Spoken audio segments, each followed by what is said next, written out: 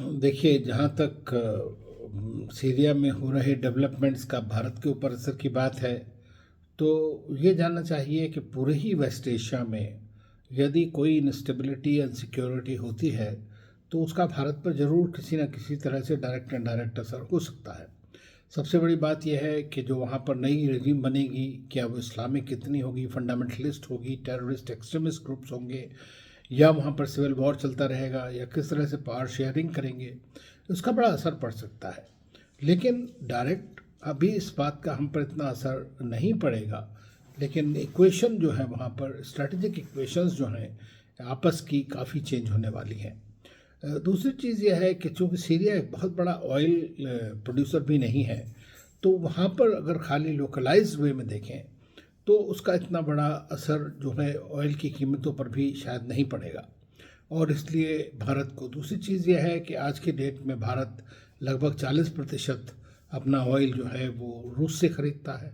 तो वहाँ से इम्पोर्ट भी नहीं है हमारा, इराक़ से बहुत ज़्यादा है। अगर इराक़ में इंस्टेबिलिटी होती है तो उसका फ़र्क पड़ सकता है। सऊदी अरेबिया है, और दूसरे मुल्क हैं, वहाँ पर उससे काफ़ी फ़र्क पड़ सकता है। तीसरी बात है कि जैसा मैंने कहा कि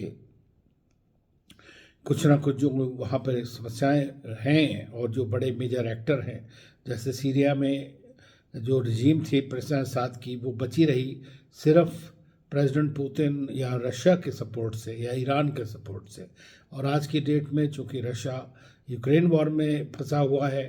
और ईरान अपना हिजबुल्लाह और वो सब उनकी लड़ाइयों में, और उसका काफ़ी कमी हो गई है उनकी ताकत में, तो दोनों ही इसमें असद की मदद नहीं कर पाए, और जिससे सीधा असद की और अपनी खुद की पॉपुलैरिटी उनकी थी नहीं, लोग बड़े परेशान थे, इकोनॉमी की हालत बहुत ख़राब थी। तो रूस, जिसका वहाँ पर एक नेवल बेस भी है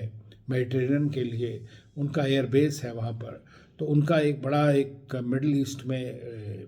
काफ़ी इस जगह से रुतबा था, और इसी से उनकी पहुँच भी बढ़ी काफ़ी हद तक। लेकिन रशिया की रिश्ते दूसरे कंट्रीज़ के साथ भी काफ़ी अच्छे हैं, सऊदी अरेबिया हो, ईरान हो या यूएई हो, ज़्यादातर देशों के साथ में उनके रिश्ते काफ़ी अच्छे हैं। लेकिन इस वक्त चूँकि रशिया